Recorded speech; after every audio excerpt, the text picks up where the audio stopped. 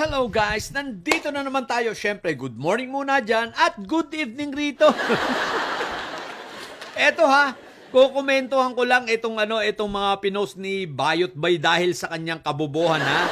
Okay, eto naman ang issue nila patungkol sa sinabi ni PBBM na itong basura gagawing energy, gagawing kuryente, no? Itong waste to energy. Okay. Syempre, nag-post si Bayot Bay na ito. Bahala na raw kayo mag-isip, Alam nyo guys, sa totoo lang, ang problema kasi, itong mga pinagsasasabi ni PBBM, ito ay mga salita at usapin at usapan ng mga intelihenteng tao. So kapag hindi ka intelihente, hindi mo talaga ito maiintindihan at bukod sa hindi ka intelihente, tatanga-tanga ka pa. Bukod sa tatanga-tanga ka pa, bobot, hindi nakapagtapos ng pag-aaral na kahit elementary, hindi mo talaga ito maiintindihan.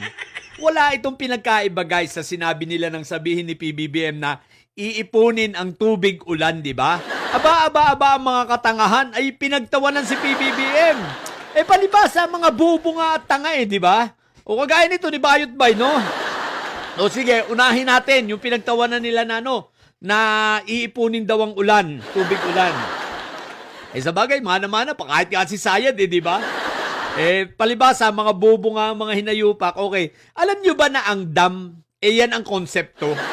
Yan ang konsepto ng dam. Ang dam ay ginagamit sa pag-iipon ng tubig, lalo ng tubig ulan, okay, na ito naman tubig na ulan na ito, nai-stack doon, at ang dam naman ay maraming pinagagamitan, patubig, mismong tubig na inumin natin, at kuryente, di ba? Itong hydro na tinatawag dahil yung mechanical nito, nakakapag-provide rin ito ng kuryente, di ba ga? So maraming purpose. So dyan naiipon, bukod sa mga nakakatulong sa mga irrigation. Aside from mga dam, alam nyo ba na merong mga cistern cistern na tinatawag? Yung cistern, ito yung mga nasa ilalim, no? At meron na nito ang BGC, example, may cistern yan. Ano ba yung cistern? Ito yung pinag-iipunan ng mga tubig ulan. Diba? Para makabawas. Tatanga-tanga na naman kayo. Sa Quezon City nga, meron akong napanood na balita, meron na rin dito. Isa sa barangay sa Quezon City, tinayuan nila. So ang Quezon City, hindi na isa, no? Ilan na yung parang na yata, ilang barangay na yung tinatayuan nito. At nagpa-pilot na sila at naging effective doon sa ilang barangay na tayuan ng cistern. Alam nyo kung paano, yung mismong ilalim ng basketball court, yon ang ginawa nilang cistern at kayang mag-imbak ng tubig doon ng 3 kasing laki ng Olympic size na swimming pool. So, ibig sabihin, tapos noon unti-unting inire-release yun. Isipin ninyo yun. So, yung mga baha doon na pupunta, yung mga tubig ulan. So, tapos unti-unting inire-release. So, ngayon, ang katangahan ninyo, ng mga didilis kayo, hindi ninyo alam yan. Kasi nga, usapan ng intelihenteng tao yan Paano nyo maiintindihan mga hinayupa kayo? Sige nga, intelihente ba kayo? Hindi kayo intelihente, tatanga-tanga kayo Di ba, paniwala kayo. Eto, pinagtatawanan niya ano daw, itong waste to energy. Alam nyo ba na marami ng bansa ang gumagawa ng waste to energy, energy yan?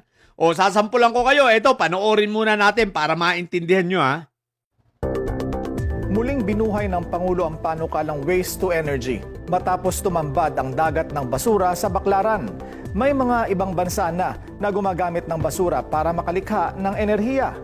Sa Sweden, nagsisimula ang proseso sa mga bahay kung saan inihihiwalay ang hazardous sa recyclable at food waste. Ang mga tirang pagkain, ginagawang biogas at biomethane na ginagamit para patakbuhin ang mga bus at mass transport, mga industriya at heating sa mga bahay. Pwede rin itong maging biofertilizer na gagamiting pataba para sa pananim. Ang anumang basura na hindi magamit o ma-recycle susunugin para makalikha ng steam na magiging kuryente at gagamitin din sa district heating para sa mga bahay at mapatakbo ang heater, shower at mga appliance. Pinatunayan daw nito na may pera sa basura dahil nagbabayad pa ang ibang mga bansa gaya ng United Kingdom, Norway at Italy sa Sweden para kunin ito ang basura nila. Kumikita rin ang Sweden sa malaking bahagi ng basura na nire-recycle nito, kaya 1% na lang ang napupunta sa landfill. Sa Japan, nagiging kuryente rin ang enerhiya na naproseso mula sa basurang pagkain, bukod sa paggamit din ng advanced incineration technology, gaya rin ng Singapore. O yan, napakinggan nyo mga didilis ha. Tatanga-tanga lang kayo. Okay, sa Sweden, ginagawa na yan. At katunayan, ang Sweden ay kumikita pa. Dito sa Canada, ginagawa rin. At sa iba pang mga bansa, no, na ang basura ay ginagawang enerhiya.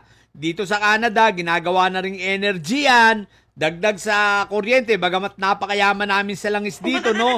Pero, para hindi lang basta ma-recycle, gawing energy yung mga basurang yan. So, nagiging kuryente yan at naiba ginagamit para sa mga heater. Diba? Dito, dyan sa Pilipinas, hindi naman natin kailangan ng heater. Kuryente lang. So, ito ay sinusunog, nagkakaroon ng steam. So, nagkakaroon ng power, nakakapag-create ng power. Diba? So, ang tangan nyo lang eh. So, yung steam na yun ang magpapaikot sa mga demotor, sa mga magneto. Alam nyo ba kung paano tumatakbo? Tulad na sinabi ko, alam nyo ba kung paano tumatakbo yung mga lumang train dati? Na nilalagyan ng uling? Dahil sa steam yun. May tubig silang kumukuluro, nag-i-steam yun. At yung steam na yun ang nagbibigay ng power, ng pressure para yung mga gulong ay paikutin. So ngayon dito, ang hindi gulong ang paikutin, ang pakiikutin dito, motor, mga magneto. Na yung magnetong yun ang siyang magpuproduce ng kuryente, mga hinayupa kayo.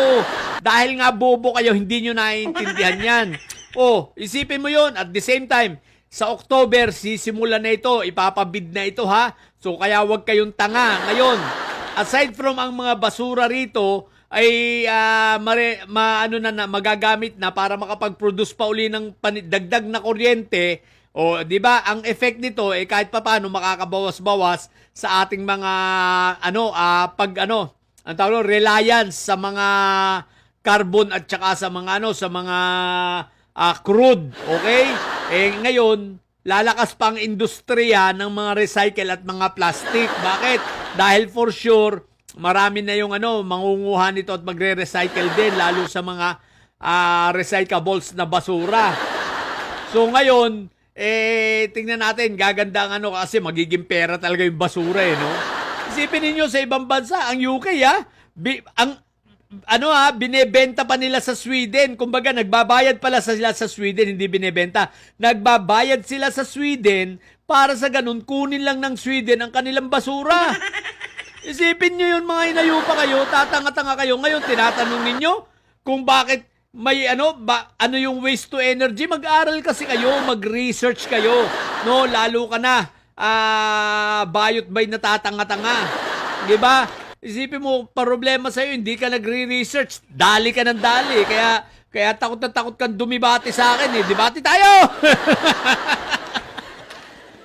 Ayaw na ayaw ni Bayot bay, takot na takot sa akin Kasi nga lalabas talaga ang kabubuhan niya Lalabas ang pagiging tanga niya. Subukan niya makipagdebate sa akin, lalabas ang katangan niyang hinayupak na yan, di ba? Bayot bay, kahit sino sa inyong bayoteros. Sige nga, labanan niyo nga ako. Sasabihin niyo, hindi niyo ako pinapansin Mas mataas ang views ko sa inyo, mga bobo. Di ba? Anong hindi pinapansin? Kayo nga lang ang pinansin ko, sabihin ninyo, mga bayoteros. Kayo ang pinansin ko dahil kayo ang nagpapansin sa akin. Tandaan ninyo hindi ko kayo kinontent dati, ako ang kinontent ninyo. Tapos, nung hamunin ko kayo, umatras na ang mga bayag nyo. Diba? Kaya huwag nyo sasabihin na, tsaka mas sikat kayo sa akin. Paano kayo naging mas sikat? Hindi ito pasikatan, Hindi ako magyayabang, pero mas mataas ang views ko sa inyong mga hinayupa kayo. Tatanga-tanga lang kayo, takot kayo dahil lalabas ang inyong katangahan. Yan ang totoo. Kaya huwag kayong tanga, mga didilis na bobo, ha? Napanood nyo huwag kayong tatanga-tanga. Sabi ko nga sa inyo, sa bagay, ano pa bang aasahan namin kung ito ay usapin ng mga intelihenteng tao. Hindi nga pala kayo intelihente, mga hinayupa kayo. Di ba ga? So, yun lang. Sa mga bobong didilis at may saya dyan nyo. Ang tatay nyo ay preso, ang bibi nyo ay bobo. Manatili kayo mga bobo at may saya sa mga taong may sayad ay laging high blood. Bye!